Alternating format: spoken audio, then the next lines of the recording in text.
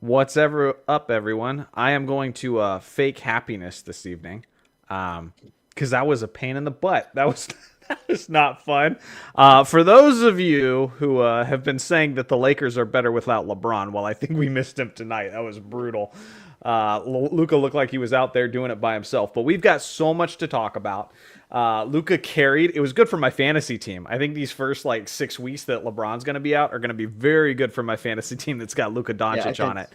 Against me this week. But before well, actually, let me go ahead and greet everybody on the panel, kind of introduce you, and then I'll start responding to people in the chat. We got quite a few people in here. Looks like people are pretty hyped with the opening season. I think it was a great time. So overall. So first off, we got Dario, my co-host for the Johnny Talks podcast. Check out Johnny. You're barely hanging in there, Dario. Yeah, I don't know. My allergies are beating me up right now. So you're about to pass out. That's what's going on. Yeah. All right. We got Joe, who is the producer on the Johnny Talks podcast, and so and then we got Russell, who was my former editor, but who's moved on to do bigger and better things, and he's it's about lunchtime for me. About lunchtime. Yeah, he's a night owl. He's a night owl for sure. Seriously. And so I don't want to screw around. I just want to get right into it because I know people want to get into it and just start chatting and everything. Man, what are you guys thinking about the NBA on NBC? Because that's kind of the big talk right now for everybody. Like, what do you think of the broadcast overall? I thought it was all right. I mean, I definitely think that, from a nostalgia standpoint, they did a really cool. I saw this thing on Twitter. I put it in the group chat with all of us. With they had this like combo thing, and they were asking some of the younger people in the league, like, what are your memories of the NBA on NBC? And they opened with that at the very beginning of the broadcast too. Oh, they did. Okay, that was dope the way that was awesome, right? Yeah. I thought that was such a cool combination of thing, and it was hilarious how the kids were like the 90s. Mm-hmm. It was hilarious. No, it was awesome. Like Wemby just broke out laughing, like, you're joking, right? Like I don't remember the 90s. That was a good time. But no, I think it'll all grow into itself. I think that I think some of these guys are still going to need more time. Like Jamal Crawford doesn't have a ton of commentating experience, but he'll get there. He was saying some cool, but like I think people like Reggie are always there to carry it and whatnot. And I think for the most part it was okay. I thought the Michael Jordan segment was completely irrelevant, and like it was like a whole lot of nothing. But it was just short. I think people got excited about it, but it was obviously pre-recorded. They probably did like 1 hour sit down that they're going to stretch over the entire course of this season. Dude, I hope you're wrong, man. Well, they already said like he'll be back next week with another 3 minutes, and so it was cool to hear Michael talk. Breakfast. We say that, but I feel like over the course of the season, we're gonna be excited for those segments each week. Like, I remember they did the same thing with The Last Dance. I felt like during COVID. I mean, obviously it was during the time that we needed and wanted it, but I remember always feeling excited every single week when there was a new episode coming out. So. That might be me. Let me back away from the mic. My bad. But anyway, no, I thought it was awesome. It was just very, very short. And that's what I speculated on the podcast is like, whatever they're doing with Michael, he's not going to be just like a, color commentator. He's not just going to be an analyst dropping some stuff off, like some thoughts off. Like, no. This is going to be very rehearsed. Like MJ's going to have a lot of control over it. And it's just going to be like a small little snippet. And that's what it was. It wasn't exactly what I predicted, but it was kind of like that. It was nice to hear him just, I don't know. One thing about MJ that I really, really appreciate is I understand he cares about his image, but a lot of times he does seem authentic when he just sits down in an interview, and hear him talk about how much he miss it, like really humanized him, hearing how much he misses the game of basketball. And so it was like sad, but also beautiful to hear that like he wishes he could take a magic pill where he could just be involved in doing it again. And it's like, What was awesome? I mean, what was awesome to me is does any of us think otherwise. Like I feel like everyone knows that. Like, Well, Dario, you're the Kobe guy. Kobe tried to portray it as, I mean, whether or not it was true, I don't know.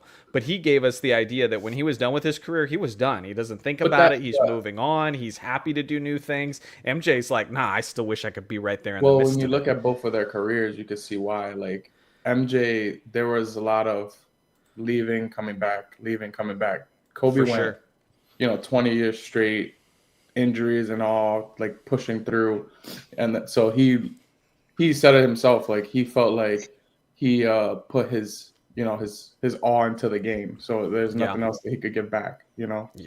Yeah, for sure. Before we continue too much, let me acknowledge some of the tons of people we have in the chat. Usually I'm live streaming for the members and I'm like, oh my God, this is overwhelming. There's so many people here. No. And so Wayfair, you follow me on all my channels, including my gaming one. So Hail Johnny, which one of you, which one are you on the panel? LOL hair. Dario has a little bit of hair, but that's he's the only one. We're basically like Breaking Bad out here, just a bunch of bald guys kicking ass. Breaking Bad. You see, like, the top of my head, you see how it kind of makes sense here. STR, good to see you. You support all the different channels. Mammon, he's a legend member. Appreciate you, dude. Unfortunately, LeBron scored a whopping 0 points for his fantasy team today, so that's a little bit of a bummer. That's rough. But yeah, we got pay it forward. That's what Michael Jordan said. He owes it to him to pay it forward. He just waited until he was 60s to do so. Yeah, but also like pay it forward by telling I don't know, dude. I just thought that was the most generic interview I've seen in a while. Well, again, it was only a few minutes. Like, even MJ might have not known that they were going to cut it up like that much, They're like bad TV it, like where you get an interview and you're just chopping it up like a dude. I hope that's not what they just paid this guy probably cool couple $1 million for. Is a 1 hour interview cut up in 3-minute segments. I'll tell you one thing though, that's gonna bring a lot of traffic to the NBA just off of that alone. So very interested to see the YouTube. I'm sure it's worth the money. I know I'm the old head of this panel for sure, but I'm telling you, my social media is dominated by people who are just happy about even that short little snippet. So as much as we wanted more, and it didn't seem like it was much, people are excited about it. I think NBC did a great job of presenting the new school positively and trying to get excited about it, while also kind of writing a love letter to players of generations past and thanking the fans who supported that whole way. And oh my gosh, I just feel like it's kicking ESPN's butt so badly right now, where it's just you got actual great players in here, just with a broadcast. You got great players in here. There was less ads and less interruptions. During the games themselves, they didn't have crap just bombarding you and all that sort of thing. And it felt like the focus was just the basketball. It felt great. I thought it was a good night for the NBA. And of course, their opening game, double overtime, between, and there's so much to talk about there. And we are going to get into not just the programming, but the actual basketball, because there's tons of stuff to talk about. And so let's see here. Sengun over KD confirmed. It certainly looked that way. It felt like it was like that in my fantasy draft. It felt like he was the guy on the team, he was the go-to option most of the time. I mean, it makes sense. He's the youth. He's a superstar. My boy Davon, I love him. That's my guy in the comments. Yeah, no, we got tons of funny people in the comments. What do you call it? I just think that's a situation where that's what happens it's literally his first game on a team that was basically already set in stone. He's being added to the team. It was the same thing when he went to the Warriors. It wasn't like he was like, oh, I got to go off in the very beginning. He weaves himself into the team. Yeah.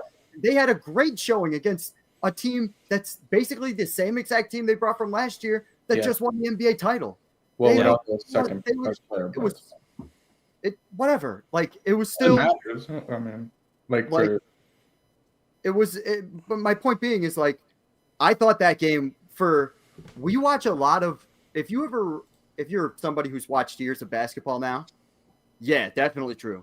The lack of a point guard was really bad for them, but for sure. To see all that size. But no, what I was going to say was we've seen, if you've been a fan of basketball for more than like a year or two, you'll know that like the regular season, the very first game of the regular season is always like low field goal percentage, very sloppy usually. Right, 100%. Yeah. I didn't feel that very much at all in either game. It felt very competitive for the most part. Like the Lakers did have a rough third quarter in that second game, and that kind of allowed. Well, there was a lot of turnovers in the Warriors and Lakers game early on. Yeah. I felt it was pretty sloppy, but also but no, like leading into halftime, it was like very entertaining. That finish was entertaining, and I'm happy that we've already started the season on like a, with two fun games. Like the Lakers team wasn't as close, but it was fun. Yeah, for sure. Started the season with a double overtime game. Like that's impressive. Yeah. Well, it's crazy because I had so many videos I was thinking about dropping tomorrow, because whenever it's like the season opener, and I'm talking about for this channel, just like recorded stuff, scripted stuff, there's so many videos I consider making. And one of the ones I did consider making, but I'm not doing tomorrow, I'll talk about what else I'm doing, was the greatest season openers of all time. And this game immediately is in the mix. I'm telling you already. This one was a classic. This one was in the mix. And so the game I will be talking about, or the video I will be dropping tomorrow, actually has to do with the NBA on NBC. And I'm going to be talking about why this means so much to us. And I mean, like from my generation, that sort of thing. So it's going to be fun to break that down and kind of, I'm going to try to give you almost like a time capsule and just be like, hey, younger fans, here's what it's about. Here's what's going on and why this means a lot to us. And but let's start off with the first game, OKC and Houston. There's a lot of thoughts on it. First off, I think one of the biggest things to talk about was Kevin Durant getting the rebound at the end of the first overtime, and then pulling a Chris Webber and looking everywhere, calling a timeout, and they didn't freaking penalize him for it. That's like typically like. If you don't call time, because they didn't have timeouts. If you don't have timeouts and you're calling for a timeout, that's usually a technical foul. It was a tie game with like less than a second remaining, and so that's game over right then and there. That probably would have been the story, if Houston had won the game. Yeah. OKC fans would have been really mad if Houston won the game. But it's kind of a weird thing in the rule, because the refs didn't call it and didn't acknowledge it, they can't penalize him for it, which to me is just BS. If he's mouthing and doing the motion, timeout, you should be penalized for that. So just it's gonna happen the same thing that happened a lot last year, where they're just tomorrow or the next day, it's gonna be like, oh yeah, guys, we should have called that. Our bad. Well, yeah, no, for sure. That's what they're gonna do in hindsight. Oh, yeah. And it's a way of being like, we're accepting accountability while also just being terrible at our jobs. I can't do you stand guys it when feel like the NBA should just not like say anything about it? Like, honestly, it's gonna stir things up anyways. Like, agreed. I feel like just like being quiet and just like letting it go makes it a little better, because then you got everybody just complaining and then talking about the league. Like, Facts. His mid-range game is crazy. So yeah, I mean, probably if I was in their position, you'd probably just want to, the smart thing would do, just be ignore it. But I just prefer that you get it right in the first place. I mean, he was literally standing right in front of referee. So like, why didn't they call that? They're not looking at the ball handler, the guy who literally secured the rebound. Like that's inexcusable. That makes no sense whatsoever. Yeah. Unless you're trying to say that he called the timeout as after time expired, that'd be the only way you could justify that. But he didn't. I mean, it was one of those. I'm agreeing with you guys, but that's the only thing I could see, because it was immediate. The game was over, very next thing, and they just kind of moved on. Yeah, and it was crazy. The Mark, the Thunder head coach, Daigneault, it's something like that. He was Mark Daigneault. Stormed on Daigneault. There it is. Stormed onto the court. Onto the court. He was furious. It was I'm pretty sure the refs kind of did what everybody else did, where it's like, oh, we know that he's doing that by mistake. We don't want to have them win off a technicality. And it was crazy because Kevin Durant had this blank stare on his face, like he knew he screwed up really bad. He lucked out, dude. Well, Sengun at the same time, and he's looking at him like, no, like, don't do that. Yeah. But ultimately, I thought it was a really good game. I think the story for me, or the takeaway for me, again, it's only one regular season game, so you can't ever make too much about this, because I'm pretty sure at the same time of year last year, everybody was going, oh, Boston's just going to repeat and they're unstoppable. And so you got to give it time, and you got to really see where things lie. But the fact that OKC for most of the game couldn't make a darn 3-pointer, and somehow they still walked away with this victory, to me, that's crazy. That's a testament what was their final box It was score the same as their entire playoff run, really. Like, and this team is their defense keeps them in the game always, for sure. But what's crazy about this team too is, like, they're kind of an anomaly. Like, OKC, like, yes, they're the defending champions, but they're young, dude. Yeah. Like, why do they play with such great poise? Like, that's got to be like credit for Dagnall, because like they just play with such good composure. Obviously, SGA sets a lot of the tone on that 100%. because I mean, MVP just on the offensive end, like, came through clutch time and time again, and he made KD when KD was defending him, and he stepped back and baited him to get him to lean into him and draw the foul. Like, dude, that was the veteran move there. And fouled out of the game too. He fouled Yeah, for sure. This is the thing with, like, now I'm looking back at the box score and what I said earlier about sloppy play. You guys are 100% right. Like, both the Rockets and the Thunder shot under 30% from three, and they both shot actually 44.3 and 44.2% from the field, respectively. And there were a lot of, like, wild, fatigued missed free throws at the end of the overtime. Yeah, just 'cause, for like, sure. neither of those teams were expecting to get that far, I don't think. And that's where it's the beginning of the season stuff got in the way to that extent. But like, what were the turnovers and stuff? Like, I think from that perspective, maybe you're not going to see as much turnovers, because I didn't feel like it was the first game of the season where everybody's just off, and I felt like everybody was on fire at first, like to begin the game. Well, I'm gonna put on my tinfoil hat real quick. I gotta do it.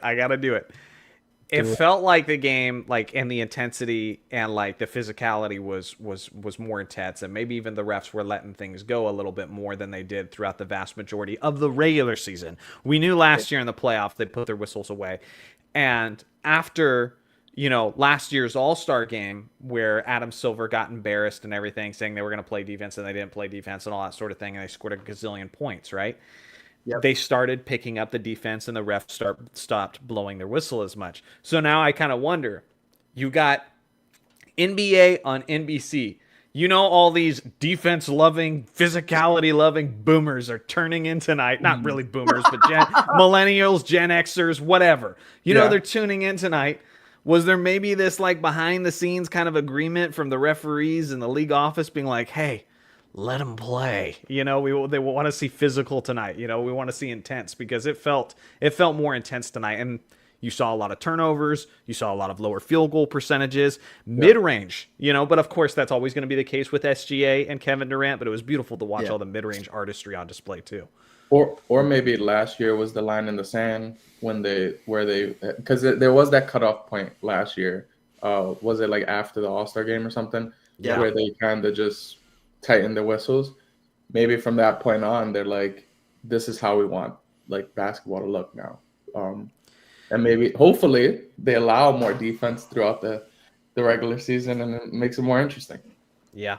I think it's exciting, though, because one of the things we saw in the chat, STR was just mentioning it a second ago, like, ESPN is still yet to reveal their programming with the TNT crew, And so now we're at a place with the NBA where we're actually getting excited and talking about, like, yo, who's going to run the better program? Like, it's a competition of quality right now. And so to me, that's exciting right now. And I think the gauntlet's been thrown down. ESPN, it's your turn to respond, because from what I can tell tonight, both young and old, people seem pretty satisfied, not just with the basketball, but with the programming this evening, which is pretty cool to see.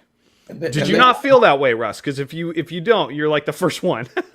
I'm just, the way you and your generation feels about the NBA on NBC is how I feel about inside the NBA.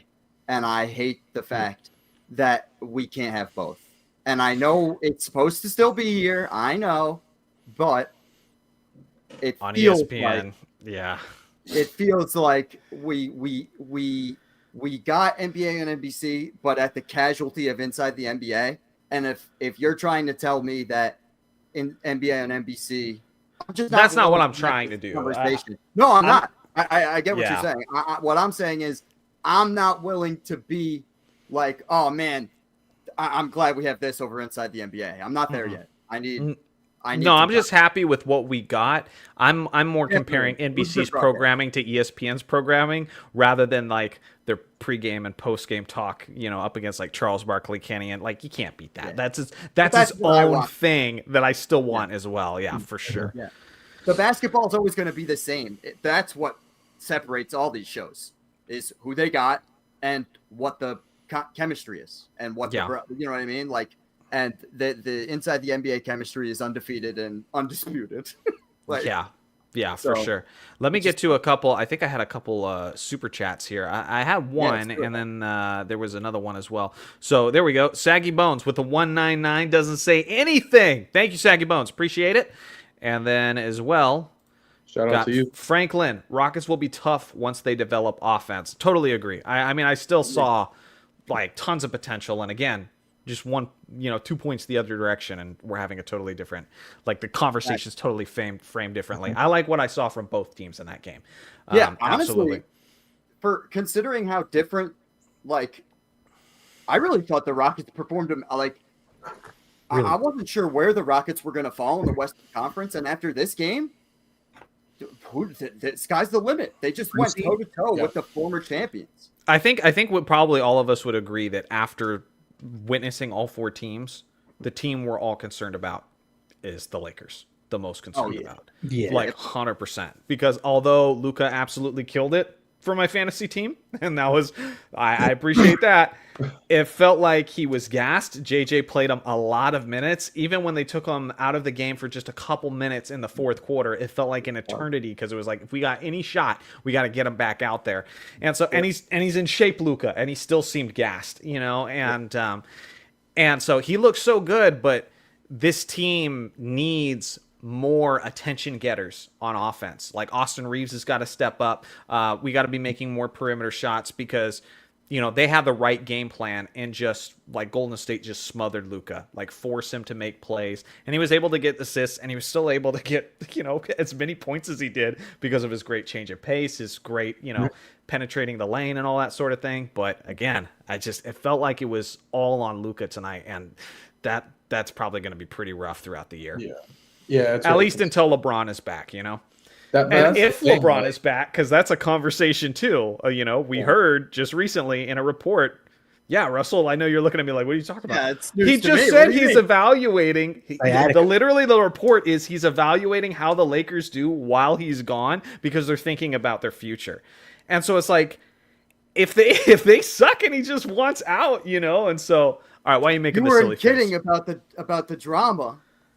Well, yeah, I mean it's only one game, but based on this one impression alone, I mean it's the text I sent you during the game. I'm like, based on this one game alone, LeBron wants out. Obviously. I didn't understand what you meant when you said that. Now it all makes sense. But it goes back to our season preview where you were talking about, and if you haven't watched that, watch that after you watch this. But on Johnny the season Talks, preview where you were talking about essentially the drama circus that the Lakers are about to become. And you pretty much explained all of this, and it gets even better when you find out that he's basing the Lakers' performance on whether he's coming back or not.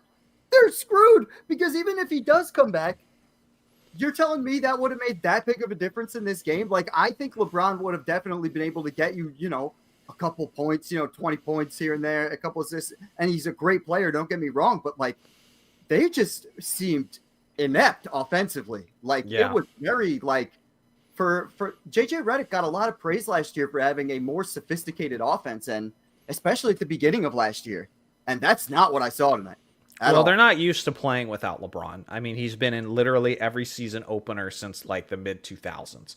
And so I think that's part of it. The other thing is like we got cooked, but like Buddy Hield's not going to be like a clone of Steph Curry every night. Like that dude's like super streaky, and he was killing us, dude. Yeah, it was like every time we were getting back into the game, Buddy Hield's hitting a ridiculous 3 out there, and it was frustrating. Like I tell you what, I'm not feeling very excited about Ayton right now because he kept looking like he was in no man's land. He kept taking bad shots. They kept getting him on switches on the perimeter, and now he's guarding guys that he had no business guarding. And he got exploited tonight too, so that was pretty rough as well. So I don't know, Dario, how you feeling? Because I know with Luka and the Lakers and everything, you got to have some emotions in this. Honestly, I'd be shocked if this is like, if it's a playoff team without LeBron, I'd be shocked, to be honest. But if this is somehow like a top 4 seed in the West, Luka deserves MVP, no doubt about it. Because it's like, how else it would just be off his shoulders, and that's it. I mean, obviously, Austin in a very literal sense, like most valuable, like that team would have been dead in the water without Luka tonight. That would have been rough. Like 40, 10 and something. Like so he finished with 43, 12, and 9, 2 steals. He shot 63% from the field. The only place that he was not that good, he was 2 of 10 from 3. But that outside of that, you can't ask for much more. Yeah, seriously. And defensively, he looked a lot better than he usually looks. Yeah, like a lot better. He had that block. He had a couple steals. He was moving really, really well. Like I just think that now that he's got 30 pounds off of him, that agility is really starting to come through. Plus, I feel like he's just playing super motivated. But he needs help out there, dude, because that looked rough. Speaking of defense, the stats don't really show it. If you look at the stats, you're like, he had a really crummy game, but I really liked what Marcus Smart brought to the team in terms of defense and like that type of energy that you guys have been looking for. Like, for sure. I think you guys are going to need players like that, especially with LeBron out. But I don't know. I think out of the 4 teams, like you said, we're the most concerned. But out of the 4 teams I watched, I think that they're the only team I could see not getting to the playoffs. Like the Warriors look awesome. I can't believe you guys let Jimmy Butler get to the free throw line 16 times. That's incredible. Like, if he's going to play like that this year, man, it's the first time he's ever had 25 points in a regular season opener. I learned that from Mr. Dario Albuquerque. Fascinating. And so if he's going to play like that, like if you're going to let him get 15 free points off of free throws, crazy. And we were saying it too. We literally just said it on the video we posted today on Johnny Talks. I don't get why the Warriors, like, people are so anxious to write them off.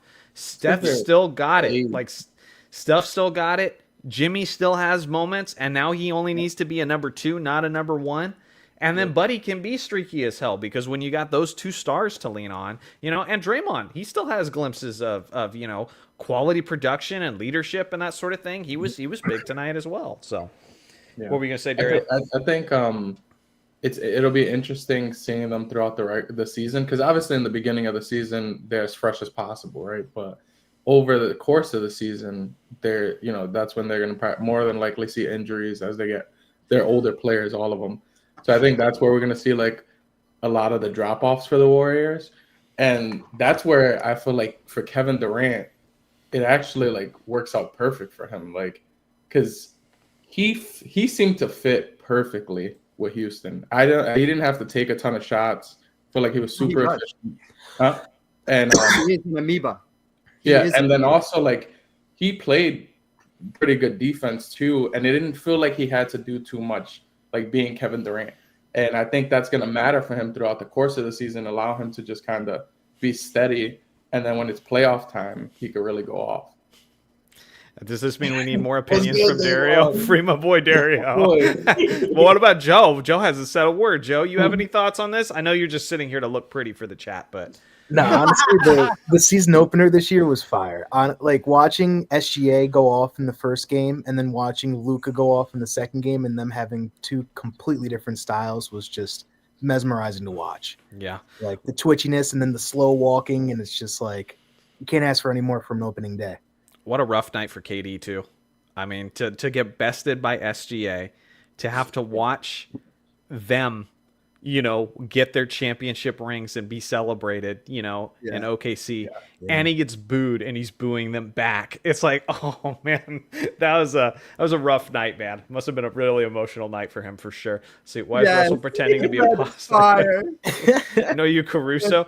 We've heard Caruso. OKC jersey. Who was the other guy we heard? We heard Caruso and Derek White. Derek White is usually the one I get, but yeah, no. You have the OKC on and then the ball, but yeah, I can see. I can see. Look just like Caruso right now. Yeah. But no. Speaking of SGA, I was sitting with Joe watching the game, and as the moment, it was like right at the end of regulation. I said to Joe, SGA is about to go to the free throw line. He was like, "You really think he's going to get fouled here?" I said, either that or he's going to walk right to his spot in the mid-range and take it like it's a free throw. And he literally, no dribble moves, not even a crossover. This brother walked to the elbow, just out of the elbow, took a baby step back and drained it. No rim. Yeah. It was like clockwork. I'm not saying he's not athletic, but like you saw two guys display tonight, like just their artistry offensively without being anywhere close to the most athletic players in the game. And that was Luka and SGA. Like if you're a young and upcoming baller and you want to learn footwork, you want to learn change of pace, you want to learn how to score in deep in traffic, you should watch those guys go to work. Like that was some beautiful basketball from both of them tonight. Now what was nice about SGA was he didn't need to he wasn't getting to the line all that much, which is interesting. Usually they're calling him the foul merchant and all that sort of thing, but it wasn't happening tonight. He was just making him pay with just natural scoring, baby. And so that was cool to see. Let's see here. Warriors are the oldest team in the league. They'll be dangerous in the playoffs, but they have to last to the playoffs. Yep, agreed. Yeah. But again, nothing I've seen between Jimmy Butler and Steph Curry yet has given me any indication that they're not going to be solid. They were great when they joined. They took out a Rockets team, when they were together. Then one of them gets hurt and it all goes down. Now they start the season opener and guess what? They look great again. Yeah. And, I'm not really thrilled tonight about how my Lakers looked, but I think a big portion of that is the fact that Golden State's really solid. They look really What I'm really worried solid about, though, is did they look really solid because we don't have great defense? I'm curious to see how the rest, the next couple months are going to be, because that's the thing that I get a little nervous about with us is the defense. And then I don't think getting a 40-year-old but on his 23rd season is going to completely change the rest of the outlook of the season for us. The thing, I don't think so either, especially on the defensive end. But what I will say is offensively, Luka looked smothered. When he was doubled and triple teamed, 40 feet away from the basket, when they were just let's just surround him and make him pass it. Most of the time double teamed, but that's when I'm like, okay, it really helped to have a guy like LeBron on offense. So you have to be conscientious of, we can't just give Luka all of the attention defensively, And so that's the one aspect where LeBron was missed, but our defensive woes, I'm not leaning on a 41-year-old player to come and save us. Not at all. You can't. No, for sure. SGA can struggle shooting and start the game slow and still drop 35 with ease. That's crazy. It's fire. But it's this is what I was going to say. It's this is why I've made the sometimes unpopular opinion on this, not this channel, but the podcast we do, where I feel like between SGA, Luka, Joker, even guys like Jimmy Butler, who's just getting to the free throw line, doing his thing. We got guys like Joel Embiid. When he plays, he's incredibly skilled. Yeah. You name it. Not to mention Steph Curry, the greatest shooter of all time. This is the most skilled era of all time. Period. I feel very strongly about it, and the more the rules be damned. I really think I don't see how it's arguable. This league is so deep, depth for days, and it's good. It's the evolution of basketball. You know what I mean? It should be getting better. Shut up. You talking that here? You trying to start that here? It's getting better. We're not turning this to this kind of debate right now. It should be getting better. It's the It evolution of should sport. be getting better. We're talking about how the refereeing's changing, and all of a sudden they're looking like players from the past. Like field goal percentages are going down. There's a conversation to be had there, Russell, about It doesn't getting change better. their incredible skill, though. All right, I think just the number of players who can get you a bucket in the NBA is just different than before. That's easy to say when defense isn't allowed to do nearly as much. I mean, does a clear path rule not exist? Like, is that not a thing? Are they literally creating rules? We just talked about a rule they're creating where shots don't count as shot attempts, and so field goal percentages are going to be higher. We just talked about this. Of course. But what I'm talking about is like there was no way a Steve Kerr could get you a bucket like a Caruso can. Like that depth in your lineup. Like that guy that's supposed to be your 6th, 7th, 8th guy is still crossing people over, step back, 3. That's the thing, though. With the game has changed, they don't want spot up shooters anymore. They want everybody to be they want every center to shoot. That look like the post game has lost its way. Yeah, it's just different. And so to be like, oh well. That the Bulls didn't want Steve Kerr to do that. Why would we need him playmaking when you're supposed to let Jordan and Pippen do all that? See, in the 90s, Lou Dort would have been more like a defensive guru kind of guy. Now Lou Dort has to be a lockdown defender, plus he has to be able to shoot from the 3-point line. Like it just forces it. Like the era just makes you need to be more skilled. I think it. Keep going, Dario. Good. No, it needs to be more skilled. Like the fact that they don't call traveling anymore, and guys get the amount of travels I saw tonight was disgusting. It was like, and they don't even like think about it anymore. It's painful, dude. It's freaking painful. I do agree, but I blame that on LeBron James, by the way, because he's been traveling for 28 years, I think. Before, when he was a baby in high school, he was traveling. So I don't know. My whole life.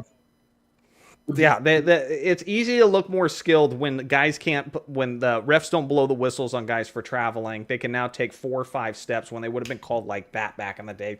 I don't know. I saw a lot of travel calls in the last 2 games, especially that Lakers game. I saw a lot more that were missed. Hi, Johnny, driving to work. This is a perfect time for a live stream. Cheers from Italy. Oh, cheers from the U.S. And thanks for all you do on the live streams. Thanks, Matt. No, this is fun. We'll definitely do this more often. Let's see. Lou Dort would play like Tony Allen. For sure, but I don't necessarily think that's a bad thing though. That's disrespectful to like Tony Allen to act like he was somehow like limited or like a less valuable. But that's not what I'm saying. What we're saying is he has more skills. It's undebatably Lou Dort has more skills than Tony Allen. He might not be better at you might think Tony Allen was a better defender than Lou Dort, but Lou Dort can do more on the basketball court than Tony Allen. Period. Yeah, and like he's less of a liability on the part, because Tony Allen on the offensive side was always a liability. It was Thoughts on the broadcast team, because we're not doing this again. I just we can't have every video turn into an era one. But thoughts on the broadcast team. So I have weird opinions about Tirico. I just hear Tirico and I think Monday Night Football, and so I have a hard time like embracing Mike Tirico as like an NBA voice. Even with Kobe's farewell game, if you listen to Mike Tirico calling it on ESPN or Bob McDonald's calling it on the Lakers local broadcast, I like the Lakers broadcast way more. I just thought he was way more excited, way more moving, like just captured the moment better. So I like Tirico, but I don't know. I always thought of him as like an NFL guy. Along with the broadcast team, I felt like there was almost too much of an emphasis on like stars who know the game rather than just getting people who are really good on the mic. I would have liked to see a little bit more of a balance of that, especially when you had like the pregame with Tracy McGrady, Vince Carter, and Carmelo Anthony. I'm like, it's nice to have superstars, but like I would have like, I'd rather have you sub out one of those guys for somebody who's really just gifted on the mic, even if he's not like a great athlete or anything. You know what I'm saying? Yeah. He doesn't have to be like a talking head like Stephen A. Smith or something. That's the ESPN move. But just get somebody who really knows how to break down basketball and sound eloquent doing it, you know? And I feel like that was lacking a little bit. I really like Melo's podcast, so I think he'll grow into it. I think live TV is really hard. Yeah, it is very hard. I even though technically we're doing live and we're having fun right now, like if this was on NBC, I'd be having a nervous breakdown. Like, I would not be ready. You'd put me in this jersey and this sweatshirt, and I'd talk about the same stuff probably, but my heart would be shooting out of my chest. Where sitting in the comfort of my own home, it feels a little different. And I feel like you could say the same thing for even a professional athlete. Like, Yeah. it's just a different game. I think I'm getting a little bit old because this slight level. Of course, Russell. Just have you dressed in a suit ever in your life, Russell? Like, exactly. Okay, exactly. And so yeah, that bothered me a little bit, but it's whatever. Melo wants to be like Allen Iverson. It's fine. You know, it's his thing. That's fine. Let's see here. Okay, I gotta acknowledge at least one of Davon's chats because he is the ultimate Ant-Man propagandist. Gotta keep gassing up Ant-Man. Wish he was playing tonight so you can analyze him. I want to hear Johnny's opinions on Ant-Man as it ties into history, like intellectual and stuff. Yeah, no, for sure. I'm looking forward to talking about Ant. He's been talking really confident this offseason.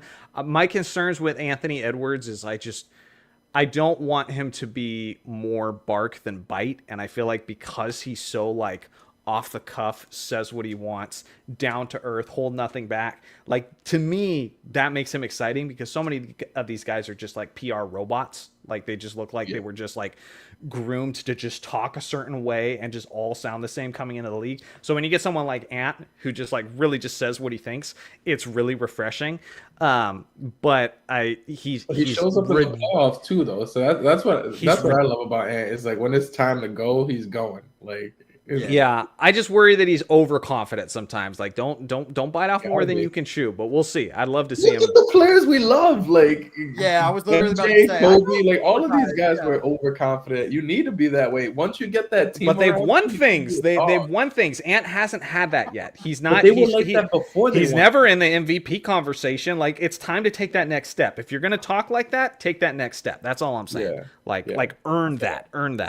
Yeah. Let me see. Ant-Man definitely doesn't have MVP level offense, bro. I mean, well, again, Ant-Man, what is he now? Like 24 now? I think he's 24. Like, dude's still a few years off from what should be his prime. And nowadays, it's like more and more normal to see guys in their prime when they're like 29 or 30. You know, Jokic just had his prime at 30. So give him time. Dude's still developing. I feel like he definitely has MVP caliber offense. Like Ant-Man, I think he's definitely like his. I wouldn't say it's his offensive bag that's he's lacking. You know, the consistency maybe. I mean, if you're literally just purely looking at his stats, like it's hard to win MVP nowadays, averaging 26 points per game that he averaged in 2024. Yeah, and 27 points per game in 2025. Like, if you look at basically every MVP over the last like 5-6 years, they're usually right around 30 points per game with the other stats too to go along with it. It's just hard to compete because it is a very productive, like statistically productive era, you know? Yeah. So let's see. Ant averaged 29 points per game. What we talking about? Y'all be gassing Wemby off nothing. Off nothing. I disagree with that. Though. Wait, you think Wemby's overrated? Yes. I think currently, yes. What has Wemby done? Overhyped. Yeah, probably overhyped. There's nothing that Wemby's done to deserve this much hype. Ant-Man has done way more than Wemby in the league. Not even close. Wemby just wrapped up his second season. Exactly. In the last 2 seasons, Ant-Man has he's a legend. We call him the legend killer. Still 21, knocking out LeBron. Not to do the Jason Tatum meme, but he's only 21. Like, there's nothing. There's still, no matter what, like, there's no way we should be talking about Wemby in a higher light than we're talking about Ant, because Ant has actually done things to be talked about. Yeah, well, hang on.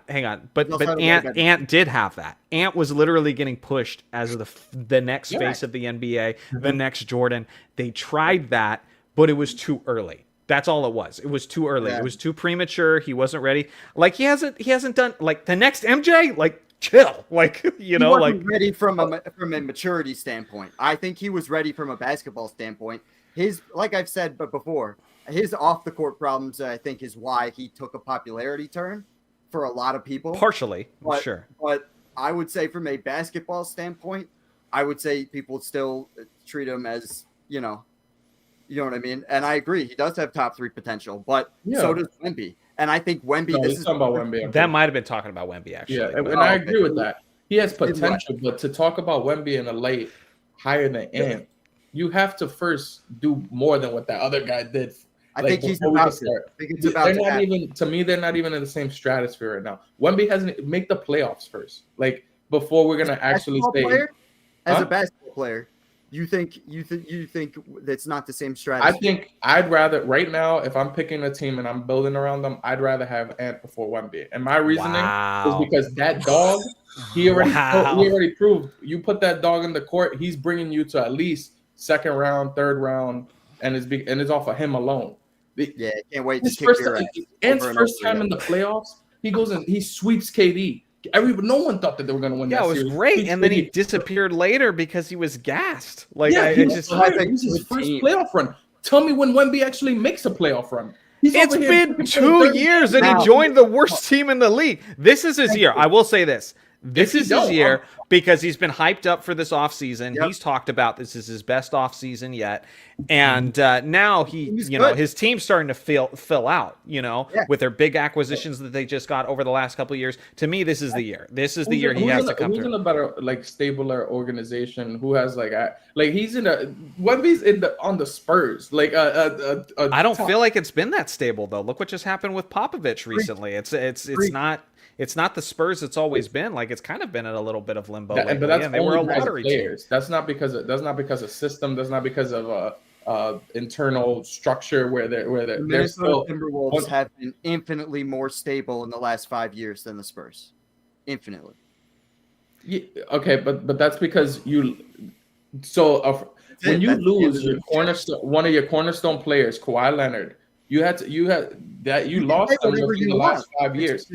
That's the fact, though. That's what we're talking about. Is the last 5 years, and in the last 5 years, Timberwolves have been a way better basketball team, and Ant has had way more talent around him for sure. You would say the Timberwolves are a better organization than the Spurs in the last 5 years. Okay. Yes, all right, that's definitely accurate. You said it yourself. With all the that's a very weird argument because you're making me pick the more historic franchise that has just been winning 20 games. Exactly. That's kind of an odd comparison, but I don't know. I don't know. Alan, what's up, dude? Good to see you as always. Usually see him on the gaming chat. This dude absolutely loves all things ocean life. Let's see here. Dario, sorry. I said your name like old times. Yeah, Dario. I promise you. I will remember this, bro. I'm cool. Me too. You're going to look like a damn genius if you're right. Let me put it that way. You're going to look like... If Wemby doesn't make the playoffs this year, you guys are going to think I'm a hater. Because I'm not a Wemby hater at all, but y'all going to think I'm a hater. Because if we're doing that, I'm definitely going to sound like a hater. Yeah. There is just certain things that Ant can't make up that Wemby has from a potential standpoint. And not only that, but Wemby, to me, part of what makes Wemby so special is what I saw this offseason.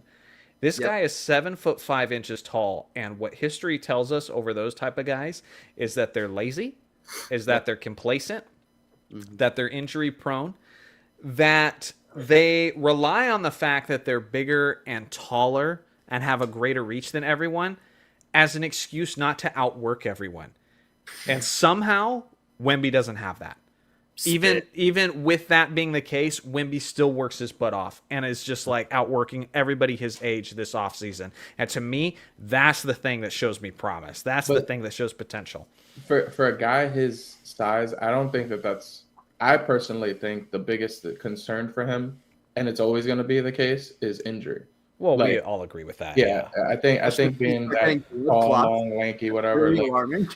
Yeah. So I think no matter what, that's going to be the biggest concern for Wemby his entire career.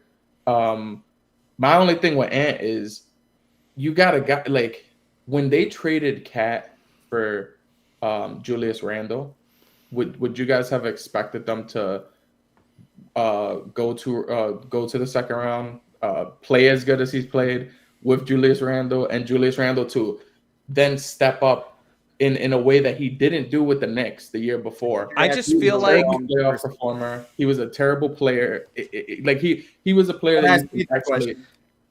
You're comparing. Here's my problem. It's your premise. Your premise is the problem. Yeah, I think you're comparing apples to oranges. Wemby just finished his second season.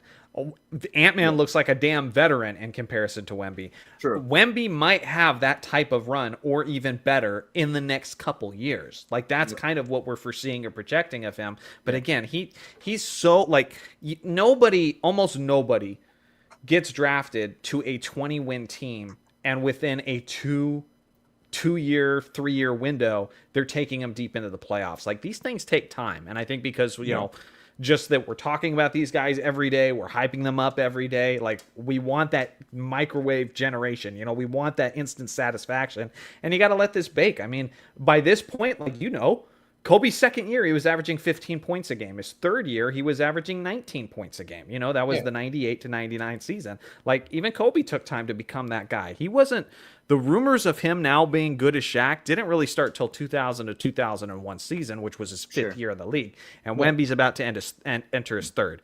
And so again, you got to let these things bake a little bit. You just can't say that a player is better than another player, in my opinion, if he hasn't showed that yet. Like that's where it's sure. like, I think the promise is higher. That's what I put. Yeah, I think the I promise. agree. And if you're asking me who would I rather take for the future, right now, to me, it's not a conversation. You got to take Wemby. It's too much promise, man. Yeah, that's crazy. Yeah. I'm taking it. Yeah. Well, Davon loves you. So that's good. Yeah. So you got him in your corner, Davon. Let's see here. Remember, even Ant had another top 3 pick on his team, says STR. You can say, I don't want to rate Wemby highly until I see him in a playoff setting, or I don't want to rate Wemby. And it's understandable. But saying if you're building a team, you take Ant right now over Wemby is crazy. Are you? Can I? I'm going to give you a chance, Dario. If you were drafting right now, sometimes you are such a contrarian. I know you, and I love you for it. You just you dig your heels in, and you want to be a contrarian. Right now, if you could draft either guy, do you mean it in your heart of hearts? You would take Ant. The players that I've seen so far, right? This is not like if I'm going with the players that I'm seeing, my thing is I'm gonna pick Ant, and the reason, and it's more than just the gameplay, because I can see like why people would argue Wemby in terms of the potential. But my thing is I've seen Ant be a dog already. I've seen him in those moments when you have to attack those players. You have to you're going against the best of the best legends. He's attacking them. That matters so much. And like to me, that matters just a ton. Yeah, it was an amazing moment to see him trash talking. Like that was surreal to see him trash talking KD and what he did to him and how he just like broke him down. For sure, ending their runs like he's like Kevin Durant comes in his face, bye bye. LeBron James comes in his face, bye bye. Steph Curry, bye bye. Like that matters. Like these are the legends of this era, and he's just straight up taking them down. And you can't say that his teams were better than the teams that he was facing at the time. That Phoenix team, a lot of people thought that Phoenix team was going to beat Minnesota in that playoff series. A lot of people thought that the Lakers were going to beat Minnesota in those playoff series. A lot of people thought Golden State, including myself, was going to beat them in those playoff series. Sure, there was some injuries and whatever, but like he still showed up, and he still like he was. I would say he was never like a true straight up favorite. All right, you believe it, but yeah, we'll see. We'll see. I ain't forgetting this either. We'll see. We'll do a whole segment on it. Yeah. Well, I was gonna ask you guys, because just to like bring it back to the teams we saw today, what do you guys think? I mean, we have a lot of teams still left to see, but just like blanket statement, looking at the Thunder, do you think that they have like an obvious path to repeat? Like I think they have a chance to be a dynastic team like over the course of the a couple of years, but like, do you think this season with the teams we just talked about, a couple teams, there's a couple other teams we saw tonight, and they just went toe to toe against a team that's relatively just put together. I'll put it this way. I think it's too early to go say something stupid like they're title favorites or something based on the fact that we haven't even seen a lot of great teams play. True. But do they have are they the defending champions, and do they have absolutely everything they need to repeat? Yeah, they got the MVP of the league right now, who plays great in the regular season and in the postseason, and he's young and he's getting better. And regardless of the fact that they have arguably the deepest team in the entire league and the most defensively stout team in the entire league, they also have a ton of picks over the foreseeable future, which is insane. They're strong, and they're going to keep getting stronger. And seeing the fact that their championship window, their potential dynastic window is right now, is they could turn those picks into other star players who are ready to win now, you know? Yep. And so their window, it's huge right now. And so realistically, I think they could be the first dynasty that we've had in a while. They could. Yeah, I agree. I don't think that they can change the picks for players though, just because of the new rules. But I think those picks are super valuable for them because of the new rules. Because as the new rules, as the second apron keeps on showing its face, as those players get older and you need to get rid of them, you have all these replacing picks, that. No, for sure. Replacing them and keeping those salaries. It's going to be more NFL, like how the NFL is, where you might have like those high salaries, and then you have to have these guys that you're drafting that are best bang for your buck kind of thing. And I think OKC is the best like setup for that, for sure. And the only team that I'm a little nervous for them, like in terms of having to face like throughout the playoffs and stuff later on, is the Nuggets. And it's just because that I've heard that they've ramped up their team a little bit. So it might be, they've made some good acquisitions for sure. You went against a high-powered Jokic. I don't think he's stopping anytime soon. I think he's just getting better. So that plus he has a better team. Now he's not going to have the coach issue anymore. Like that's the team that I feel like they're going to be most nervous to face. Sure. Jokic coming to the Lakers next year. Let's go. We're aiming for it. LeBron comes off the books right as Jokic is supposed to be a free agent. We'll see. We'll aim for it. But he's already said he'd like to end his career in Denver, which could be after next season. Plus, and then he hang us out with his horses. You know? Wouldn't that be hilarious if he just like the year ends and his contract's done and he's just like, all right, I'm retiring. Actually, it'd be terrible because I want to see Jokic play for many, many more years. Yeah. But, yeah. Thunder, over under 68 wins. 60. 60? Only wow. 60. 60. I think the league's a little more That's a competitive. stacked team if we're saying only 60. Yeah, no. I think it could still be the 1 seed, but I think it's just going to be more competitive. I agree too. I think they go in the 60s somewhere. But I don't think they topped last year. Yeah, I think with the NBA, there's a trend. There's a trend that the NBA champions always tend to get, like when you're at the mountaintop and everybody's gunning for you, you get everybody's best shot. They didn't get everybody's best shot last year. They're going to get everybody's best shot this year. And so I think that's going to play it out. I mean, you saw it tonight, like the season opener, and everybody was playing tons of minutes and like every play mattered. And we got a game that went to double overtime. Just wild. Yeah. The only thing with the season opener, I feel like it's kind of getting overlooked. Jalen, what's his last name? Oh my God. Williams. He was out, and that's their second best player. Definitely the second best player you can, and you know, chat. He could be his third, but no matter what, like he's a core piece of that team. You know, but that's my point. Like, again, my biggest takeaway from all of this is like, man, OKC's just so darn good. They're great. Yeah, they should have lost this game based on how many threes they bricked. They still found a way to win it, and they still didn't have one of their best players. Amazing. They're definitely over 60 wins. This B Jordan 23. A lot of people throwing out Williams. I love how it's like a super common name too. He forgot like the most basic. Oh, thank you, Williams. It's him. It's him. Hey, it's a little late. All right. I could miss the last name, right? I had his first name, right? Come on. No, for sure. And we won't be going terribly long. I know a lot of people want to get some sleep and stuff, but are the Thunder the best ran franchise in all of sports? They're the best. Sam Presti is the best general manager of the last. He might be the best general manager of the century. Like in terms from 2000 forward, I think he's the best general manager we got. Period. I'd be willing to make that case. From decades 2000. Well, it's crazy because like he's had so much success that he's literally made everybody forget about like the what if OKC Thunder and like what Yeah. happened with James Harden and everything. Like, Hasn't mattered somehow. Well, I was gonna say, do you still hold that against him, or is it just completely disregarded now?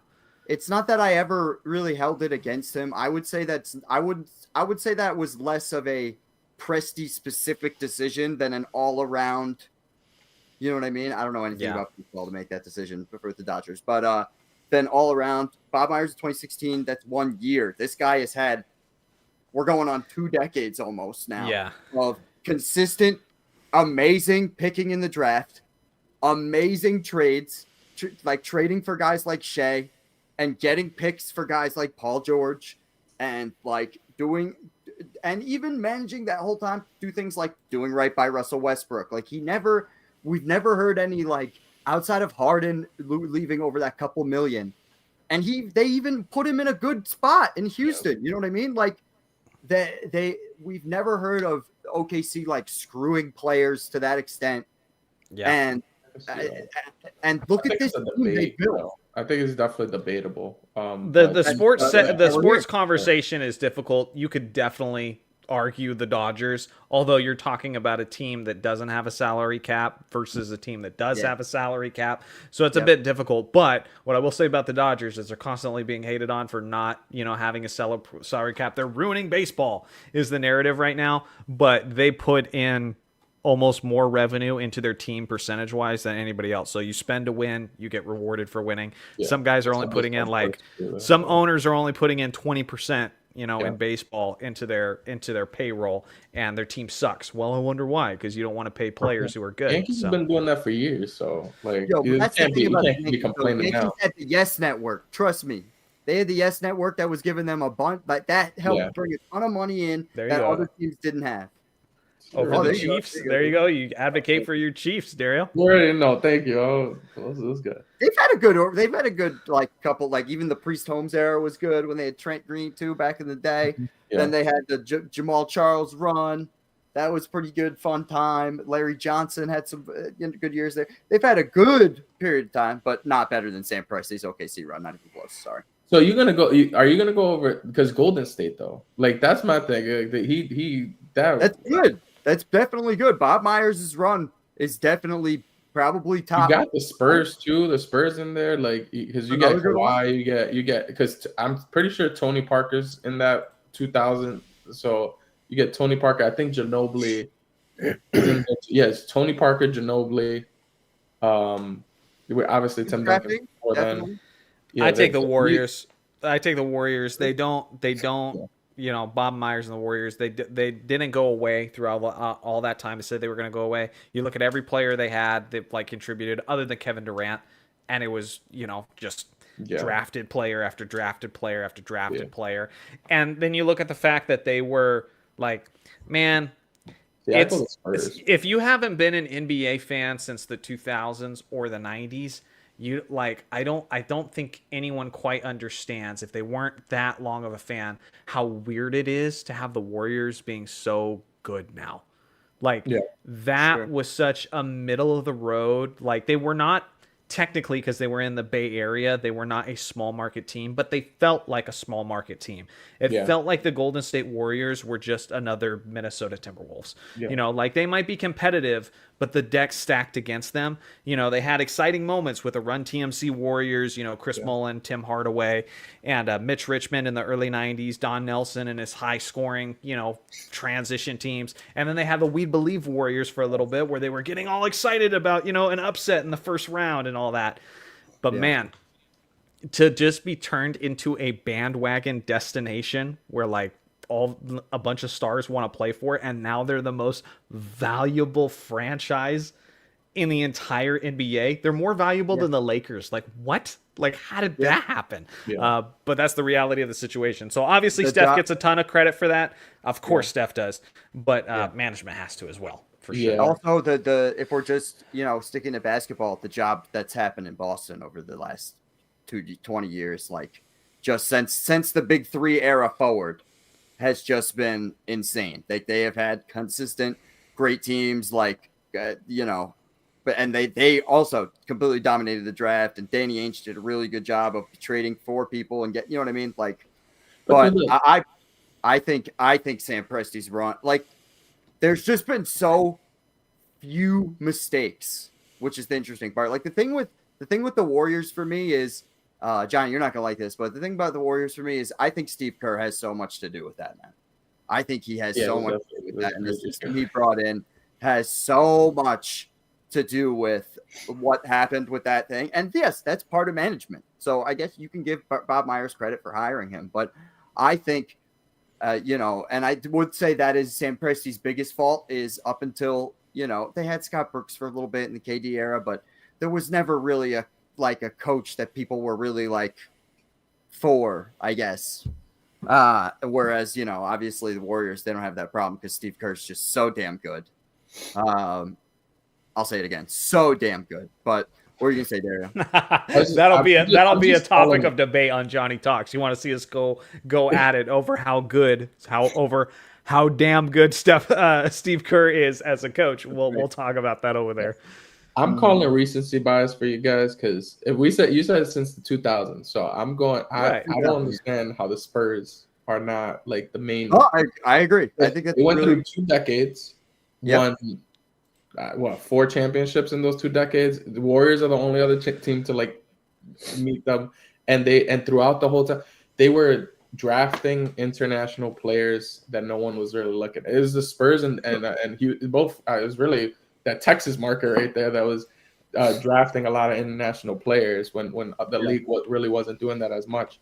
And I feel like the Spurs definitely kept them relevant for 15, 20 years. And it was just this last 5 years that they haven't been as relevant, but they had to trade Kawhi Leonard. There's a lot of things that caused that.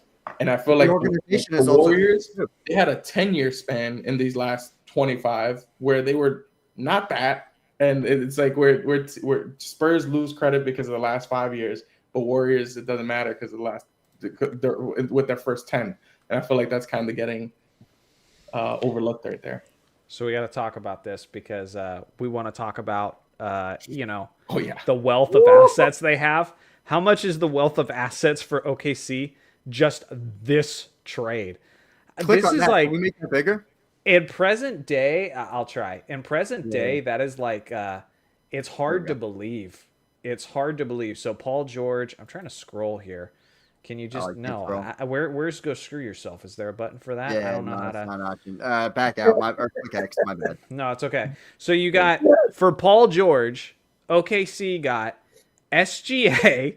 So already you lost the trade badly. Yeah. Danilo Gallinari, Jalen Williams, Trey Mann, you got Jamie, you got Dylan, you got 2025 first round pick swap and 2026 first round pick. Listen, you could say recency bias all you want. What a robbery. This is the worst. This has got to be the worst trade in NBA history. Like, and there's other ones. Brooklyn, Brooklyn and Boston was bad. Yeah. But I mean, like, literally so much of their dynasty is right there in that trade for Paul George, who was just aged like milk. The reputation of Paul George has just absolutely crashed since then. And basically immediately, because that trade happened, and right afterwards was Pandemic P. And ever since then, he became Podcast P. And it's just like, and so just looking at him alone, like a 1-for-1 swap with several of those guys, you'd be like, I'd take that. But, then you throw in the picks and SGA and both of their superstar tandems that led him to win the championship. Literally traded Paul George for the 2025 NBA championship. It's pretty good. Yeah. Because they got basically SGA was the only part of the trade that they knew they were getting. Everything else was through the draft. Yeah. I'm pretty sure. It's almost nearly everything else is through the draft. That's what honestly, I mean. Jalen Williams might be better than Paul George. No, I'm joking. He's maybe not, but in terms of second guy, I'd rather him over Paul George. Well, that's what I was saying. I'm not talking about skills or how well they dribble or things like. I'm talking about who would you rather have on your team? Contributing towards a winning team. I don't want Paul George. Winning a championship with Paul George, I'm tired. I want to do podcasts. No, I don't want Paul George anywhere near a contending team. That's the thing about Paul George. I should be taking the last shot and miss. You know, Yeah. like that was his. That's the thing about Paul George. Yeah. Is it's not that he, doesn't show up in these moments. It's that he talks so much smack leading up to these moments that he's gonna do something, and then it leads to a big wet fart. Yeah. Like, it's really embarrassing. Like, he is the reason we call him Pandemic P, because he said, "Oh, they call me Playoff P. Don't get start bringing Playoff P around. You're gonna be in trouble." Yeah. Stupid. And he named his dog Kobe. Like, what are you doing? You don't name stuff around you Kobe if you're not going to act like Kobe at all. Don't do that. Like, don't do that. It's bad PR. Anyway, Matt, you just got here. Yes, I'm doing very well, man. Well, kind of. When I'm not thinking about the Lakers and what I saw and how it all unfolded, I have concerns. I have a lot of now concerns. we can talk about the Lakers. I'm very excited about my fantasy team for the next 4 to 6 weeks that LeBron isn't on the court. Like, Luka is going to be doing a lot, but I don't like seeing Luka do a lot. I'm happy that he's locked up and signed the extension with us. Part of me is like, why did Luka?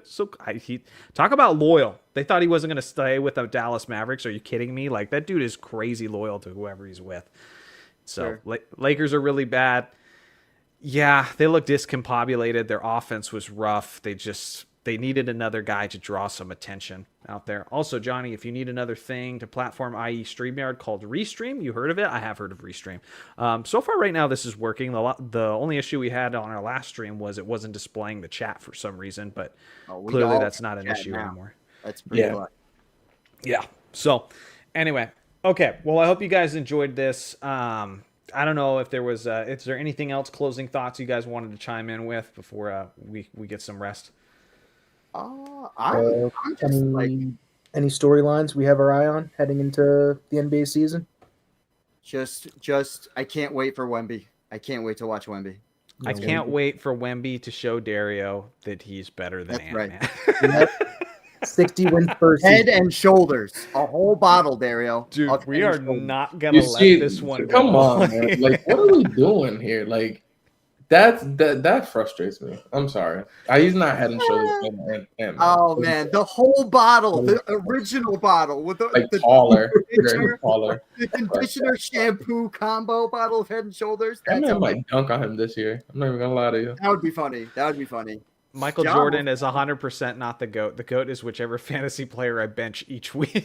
That's right. That's relatable. Relatable. Yeah. Heaves, we just talked about that on the Johnny Talks podcast, the new NBA heave rule. And guys were heaving it tonight. That was definitely happening tonight. Guys were launching away like it no longer counted against their percentages. And so, yeah. Take that what you will. I like seeing them actually shoot it now. It's nice to see. So, man, I got a question for Ethan because he's telling me I'm tripping. So are we really saying that Wemby is Head and Shoulders better than Ant-Man right now? Like, you keep trying to turn it into right now and what they've done, and I'm trying to tell you like the potential, man. That's what I'm talking about. Potential sounds like our fantasy world and what's in our head. I want to see. Bro, that's literally what the entire draft is based on is potential. If Anthony Edwards was on a 20-win team, if Anthony Edwards is on a bad team, he wouldn't get the opportunity. He was on a bad team. This team doesn't look bad right now because he's on it. That's a fact. Oh, man. It's a fact. The Minnesota Timberwolves. Wow. So like Nas Reed, 6 Man of the Year candidate, like Julius Randle, Rudy Gobert, like bad team. This is worse than any take you've had so far. What? Anthony Edwards is a bad team for sure. Fact. The Minnesota Timberwolves before Anthony Edwards was not a bad team. Let's go back. We got. I feel like the goalpost just moved. I thought. Yeah, they always move when you talk about Are they a bad team right now with Wemby? With Ant off of it. Not a bad team. That was years ago. It's the same thing that is same circumstances Wemby had. He's on a bad team. Same thing Ant had. He just immediately go to the playoffs. No, sure, but Dario, did we start saying that these guys who didn't go to the playoffs and hasn't done anything are just better than guys that are straight up playoff? Like, did we start talking about Ant-Man as if he was better than Donovan Mitchell?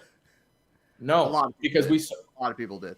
for sure. See, I don't know any. Would you guys have been doing that when Ant-Man was in his second year and he was looking amazing? You're gonna talk about him as if he was better than Donovan Mitchell, even though Donovan Mitchell gave you 50-point game performances, going to the he was not 7'5", moving around like a guard who was blocking 4 shots a game, getting 12 rebounds and 25 points in his second year.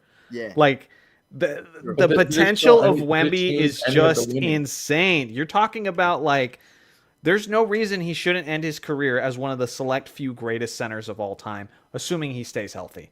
That's the potential we're talking about. Again, he's 21 and he's just now starting to kind of enter his man body. This guy is a cheat code. He is literally the games in like 2K and NBA Live back in the day when we all made him 7-7 and then just took the sliders up on everything. We have the potential to finally see that player in real life. That's Wemby. But that doesn't mean he's head and shoulders better than Ant-Man. When you're 21, you talk about potential. Like that's how that works. So you don't think that if Ant-Man has a team around him, he can win multiple championships and be I'm not saying that. No, I like Ant. That's not the conversation. We're just talking about who has more promise. But this is what I'm trying to say. So if he has the potential to possibly be a top 10 guy, if he has a team and wins a bunch of championships, and Wemby has the potential to be the GOAT, do you think that's head and shoulders better than Ant? It can't be. That's what I'm trying to say. When you're talking from 1 to 10, you think Michael Jordan is head and shoulders better than Hakeem Olajuwon? No, he's not. Like that's not like. What are we talking about? Semantics. I don't know what head and shoulders means to you. I don't know. Head and shoulders means when I play you, it feels like you're a little kid to me, and I'm just dog walking you. That's what when I play somebody and I'm head and shoulders better than them, I'm dog walking them on the court. I'm sorry, Dario, but you're moving the goalposts again, dude, because you said yourself you would rather take Ant right now over Wemby. We're not talking about head and shoulders. You said yourself Ant over Wemby. Is that the conversation we're having or not? Right. Like I don't want. So when it's the end of the year and we start talking about he got injured or something happened or whatever, and they don't make the playoffs, I don't want to hear that because I promise you, no remorse. I'm gonna go off on it. I'm really worried about your no remorse. Okay, really worried. The only thing I'm worried about is like Wemby has like degenerative knees or something, or a bad back like Ralph Sampson. Yeah, that's what. And then I'm gonna have to hear from Dario from the rest of time. Yeah, but that could have happened with Kareem. That could have happened with Wilt. Could have happened with Shaq. Could have happened with Bill Russell. You have to like. You can't pass that up because he might get hurt. Like you can't play it that way. But then it's all in your brain. This is all that this whole Wemby whatever is all in everybody's brain right now. I haven't seen it. If I don't see it, how can I believe it? I'm sorry. Because you don't watch the Spurs. That's not our fault that you don't watch the Spurs. Bobby Knight called Michael Jordan the greatest player of all time before he even played an NBA game. Sometimes you can just see that a dude's special. Like that's part of evaluating talent. Funny enough, that guy, Michael Jordan, is not good at that, but you know. Yeah, it's horrible. So. Oh, horrible. Oh, man. Oh, man. Yeah. But he was the talent that was evaluated, and sometimes that happens. So hopefully we get more live stuff out of MJ. That's my final take. I hope we get something live where, like, he gets really mad that somebody did something, or, like, maybe somebody had an incredible score. Like, maybe SGA has, like, 30 straight games of 30 points, and we need MJ on to talk about it, or he gets to interview. Just make him do something more than what he had for breakfast this morning. Like, that's all I'm saying. It's like I'm 100% with you on that. Yeah. I don't want to hear about how he made that kid's day. Like, I don't care at all. Russell's saying, F them kids. Yeah. He used to. That's what he's supposed to do. Like, I want to hear him talk about how much he doesn't like the game, or what he would change about the game, or stuff like that. That's what I want to see. Well, I don't even know if that's true. We hear him talk so rarely on this sort of thing. I don't even know if that's true. But somebody said it was I forget her name, but it was like one of the female analysts who was kind of hosting the thing with T-Mac and Carmelo and, you know, the NBA players and stuff. She did say that we're going to hear MJ's comments on all the 3-point shooting in this era. Yeah. So she knows some of the segments that are coming later. She just assumed it was going to be talked about tonight, but no, we got like genuinely like probably 4 or 5 minutes of discussion from MJ. And so I think we're going to get some of that juicy stuff, but man, they are just milking it. They are just milking it. Damn. Yeah, I don't give an F about the kids either. Yeah. Facts. Well, if you know MJ, it doesn't surprise me that he started it off with a like Mike piece, you know? Like, hey, what a great guy I am. Let's start there. Oh my God. Like Mike, if I could be like Mike. Even Mike Tirico didn't believe that he hadn't. How am I catching strays out here? What is this? Wait, which one? Predator younger than the Steelers. That's right. Damn. Steelers are right there. Oh, we were boys here. Hey, Aaron Rodgers is looking great so far, but that's a different podcast, okay? Yeah, no, it's a totally different podcast. Now that we're bleeding over into other sports, we should probably wrap it up. But chat, this has been tons of fun. I'm excited to see what happens. Either Dario's going to be mocked until the end of time, or he should get his own podcast with hundreds of thousands of subscribers because he made the boldest, hottest prediction of all time that turned out to be right. We'll find out. And so I'm very much looking forward to seeing how this plays out. The moment Anthony Edwards dunks on Wemby, it's going to be superimposed Dario's face like this. I'm literally going to silence my phone when that happens. I'm like, I'm not looking at the group chat. There's going to be like 500 unread messages, and I'm not going to look. It'll be like the John Morant dunk, but it's going to count. All right, guys. So this was fun. Let us know if this is something like in the post comments and stuff. If there's something you'd like more of, because I don't know. I don't know how much streaming I want to do on this channel. Maybe around the All-Star game, I might go live and whine about the fact that they're scoring 8,000 points on All-Star game. Russell will be happy though. Christmas, I could show up dressed like Santa Claus. I'm down. I've done that. Christmas stream would be really cool. I don't know. We might all have to do it. Yeah. So we'll see. But dang, this chat ending too. Yeah, you want to just keep it going? Like, is there a way I could just like go to sleep and just let the chat keep going off? Yeah, I want to keep it. Quick, everyone! Yeah. Everyone in the chat, give the best topic you can and see what happens. We'll see if we can stay another 2 minutes. Nope. But what I will say though is if you do enjoy these streams, we do stream every Sunday night for the members. So if you're interested in joining memberships, you can hit that join button and get some information. There's 3 tiers to it, and any tier that you sign up for, you would get live streams with me and Dario at minimum, but maybe some of the other guys too. And occasionally I want to have some guests on there too. And so that happens every Sunday night. And so they're trying to do whatever they can to get us to not go away. Who's the GOAT, MJ or LeBron? Brian Scalabrine. That's who's the GOAT. All right. You guys have a wonderful night, y'all. Thanks for hanging out, and we'll see y'all again soon. Good night, everybody. Shout out to the members. See you members on Sunday. Peace, y'all. Peace.